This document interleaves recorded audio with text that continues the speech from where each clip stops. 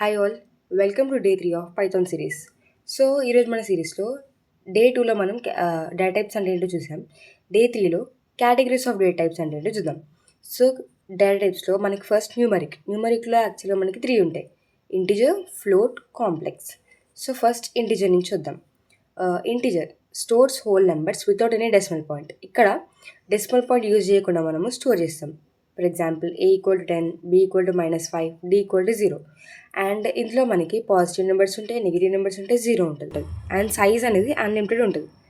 Next coming to the ఫ్లోట్లో మనం stores decimal numbers. ఇక్కడ decimal numbers store అవుతాయి అనమాట. ఫర్ ఎగ్జాంపుల్ X = 99.99, Y = 36.5 అలా. Next complex stores complex numbers. ఇక్కడ complex numbers మాత్రం స్టోర్ అవుతాయి. X = 2 + 3J, Y = 7 + 9J అలా. And used in scientific computing, engineering and signal ప్రాసెసింగ్లో మనం యూజ్ చేస్తాం. అండ్ డే 4లో మనం ఇంకా కొన్ని డేటా టైప్స్ చూద్దాం. And stay tune. Thank you for watching.